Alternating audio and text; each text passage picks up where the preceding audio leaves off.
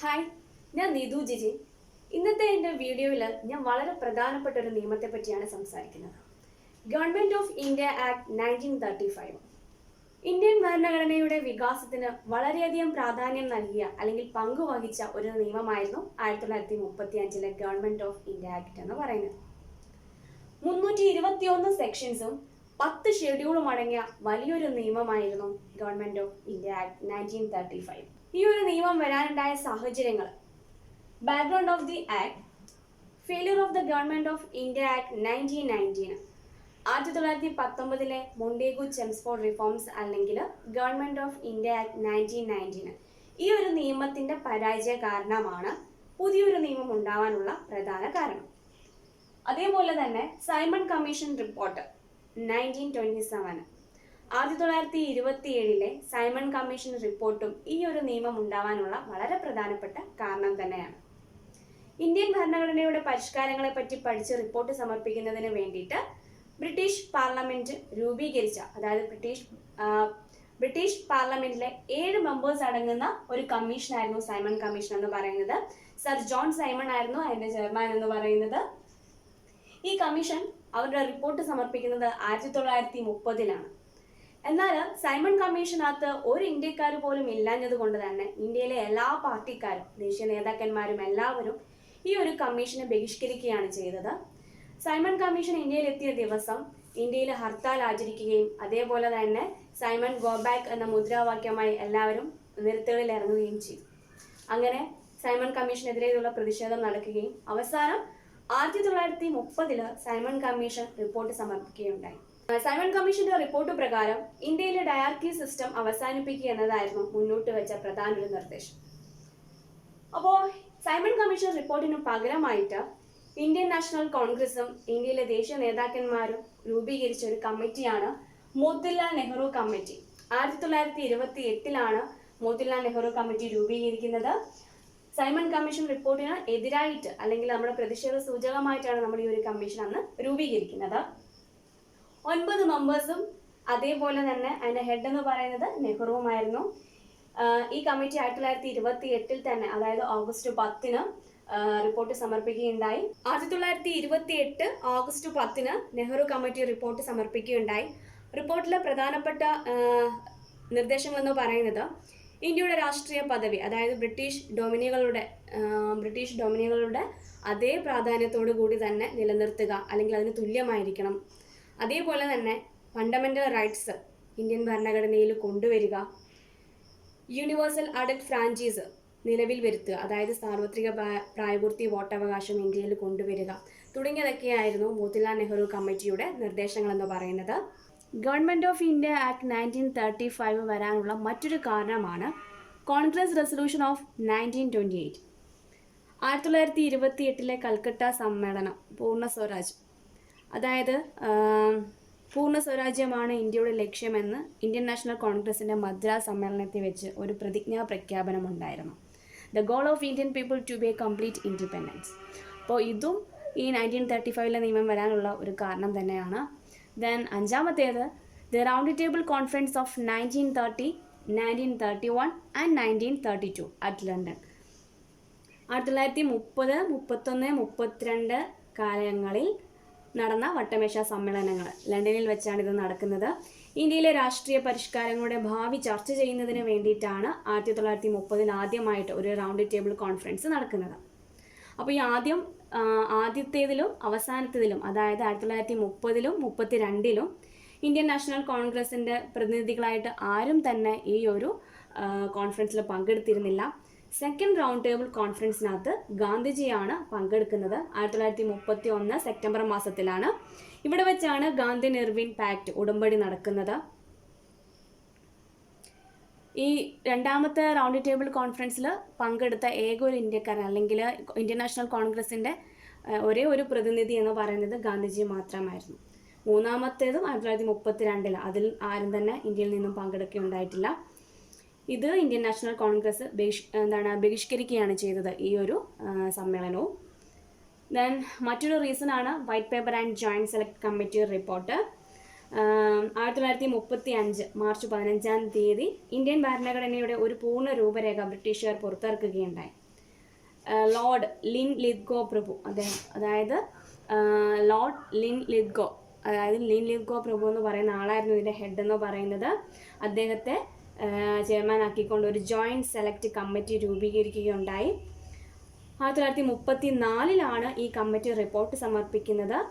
ഈ റിപ്പോർട്ടിൻ്റെ അടിസ്ഥാനത്തിൽ ബ്രിട്ടീഷ് പാർലമെൻറ്റിൻ്റെ 1934 ഡിസംബർ 19 പാർലമെൻറ്റിൽ ഒരു ബില്ല് അവതരിപ്പിക്കുകയും 1935 ഓഗസ്റ്റ് 4 ആ ബില്ല് അംഗീകരിക്കപ്പെടുകയും ചെയ്തു. ആ ബില്ലാണ് ഗവൺമെൻറ് ഓഫ് ഇന്ത്യ ആക്ട് 1935 എന്ന് പറയുന്നത്. ഇനി നമുക്ക് ഫീച്ചേഴ്സ് ഓഫ് ദി ആക്ട് 1935 എന്തെല്ലാമാണെന്ന് നോക്കാം. Provincial autonomy in place of provincial diarchy, then all India federation, അതായത് ഇന്ത്യയിൽ നിലവിലുണ്ടായിരുന്ന യൂണിറ്ററി ഭരണ സമ്പ്രദായത്തിൻ്റെ സ്ഥാനത്ത് ഒരു ഫെഡറൽ സമ്പ്രദായം ഏർപ്പെടുത്തുകയുണ്ടായി. അതേപോലെ തന്നെ ബ്രിട്ടീഷ്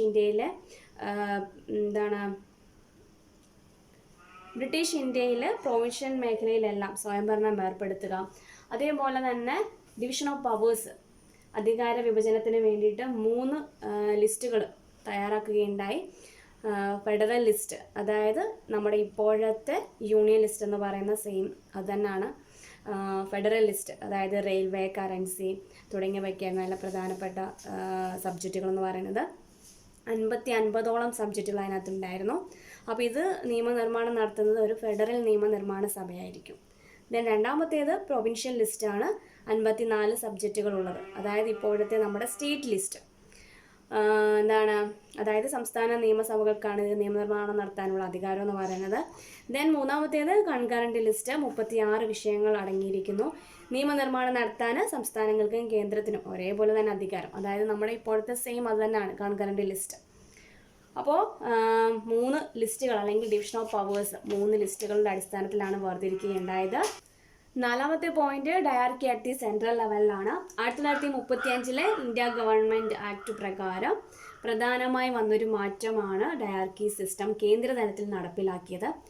1919 നിയമത്തിലൂടെ ഡയറക്കി സിസ്റ്റം കൊണ്ടുവന്നതാണ്, പക്ഷെ അത് പ്രൊവിൻഷ്യൽ ലെവലിലായിരുന്നു.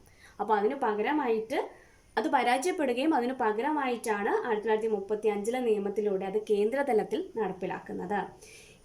ഇതുപ്രകാരം കേന്ദ്ര ഫെഡറൽ ഗവൺമെൻറ്റിൻ്റെ കീഴിലുള്ള ഭരണ വകുപ്പുകളെ നമ്മൾ reserved subject and transferred subject അങ്ങനെ 2ആയി തരംതിരിക്കുകയുണ്ടായി, കരുതൽ വകുപ്പും കൈമാറിയ വകുപ്പുകളെന്നും. അപ്പോൾ ഈ കൈമാറൽ വകുപ്പ് അല്ലെങ്കിൽ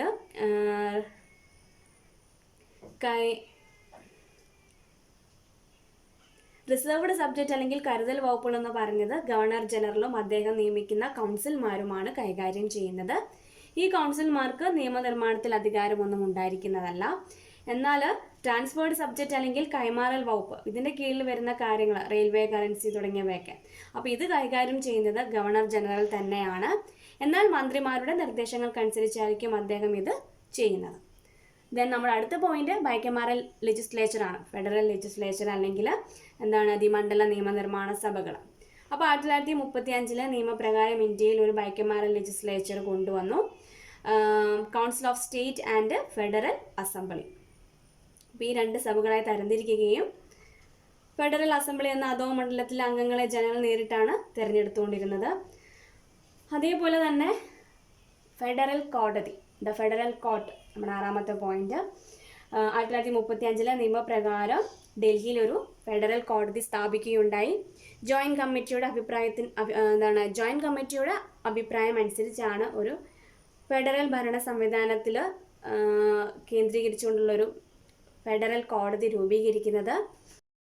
ഫെഡറൽ ഭരണഘടനയിൽ വരുന്ന തർക്കങ്ങളെല്ലാം തന്നെ പരിഹരിക്കുന്നതിന് വേണ്ടിയിട്ടും അതിനനുയോജ്യമായ പരിഹാര മാർഗങ്ങൾ വിധിക്കാനും അതേപോലെ തന്നെ ഒരു കോടതി വളരെ അനിവാര്യമാണ്. അതിനു വേണ്ടിയിട്ടാണ് ഫെഡറൽ കോടതി രൂപീകരിച്ചത്.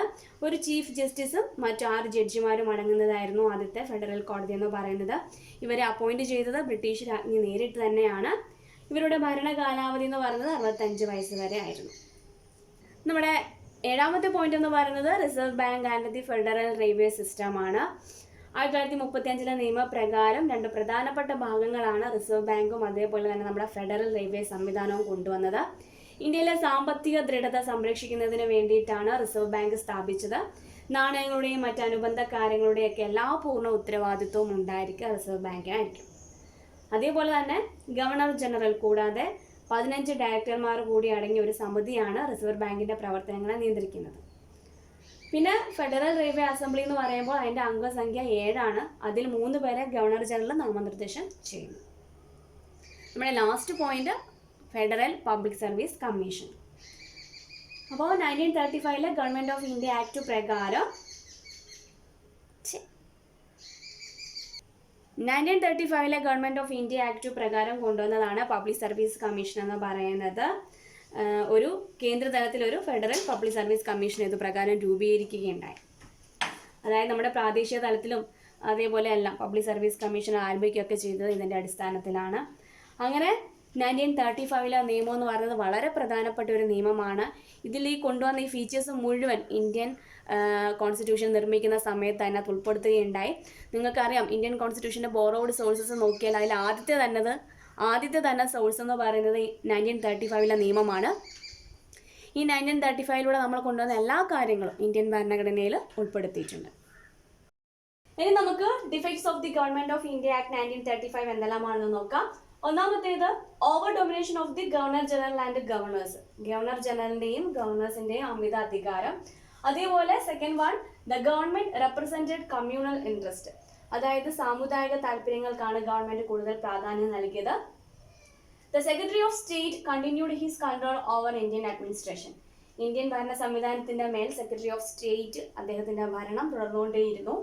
The provincial government was merely a show and the Indians were granted a few rights. ഈ പ്രൊവിൻഷ്യൽ ലെവലിന് അധികാരം നൽകിയത് ഒരു പരിധിവരെ അലങ്കാരം മാത്രമായിരുന്നു. ഇന്ത്യൻസിന് വളരെ കുറച്ച് അധികാരങ്ങൾ മാത്രമേ അവർ നൽകിയിരുന്നുള്ളൂ. അഞ്ചാമത്തേത് unlimited power of the central executive over provincial administration. അതായത് കേന്ദ്ര ഭരണ സംവിധാനത്തിന് സംസ്ഥാന ഭരണ സംവിധാനത്തിന്റെ മേലുള്ള അനിയന്ത്രിതമായ ഭരണം അല്ലെങ്കിൽ അനിയന്ത്രിതമായിട്ടുള്ള നിയന്ത്രണം. ആറാമത്തേത് the lack of equality and homogeneity of the federal units and fail to satisfy the federal conditions. അതായത് ഫെഡറൽ സിസ്റ്റം എന്ന് പറയുന്നത് ജനങ്ങളിൽ നിലകൊള്ളാൻ അത് കഴിഞ്ഞിരുന്നില്ല. ഒരു സെമി ഫെഡറൽ സിസ്റ്റം മാത്രമേ ഇവിടെ രൂപീകരിക്കാനായിട്ട് കഴിഞ്ഞുള്ളൂ. അതുകൊണ്ടാണ് ഇപ്പോൾ നമ്മുടെ രാജ്യം എന്ന് പറയുന്നത് ഒരു ഫെഡറൽ രാജ്യം അല്ലെങ്കിൽ ഒരു സെമി ഫെഡറൽ രാജ്യമെന്ന് അറിയപ്പെടാനുള്ള പ്രധാന കാരണം. അപ്പോൾ ഇത്രയൊക്കെയാണ് 1935 എന്ന നിയമത്തെ പറ്റി പറയാനുള്ളത്. വളരെ ഇമ്പോർട്ടൻ്റ് ആയിട്ടുള്ള ഒരു നിയമമാണ് government of India act 1935. Because ഈ നിയമത്തിലൂടെ കൊണ്ടുവന്ന എല്ലാ പ്രൊവിഷൻസും നമ്മൾ നമ്മുടെ ഭരണഘടനയിൽ ഉൾപ്പെടുത്തിയിട്ടുണ്ട്. അടുത്ത ടോപ്പിക്കുമായി അടുത്ത വീഡിയോയിൽ കാണാം.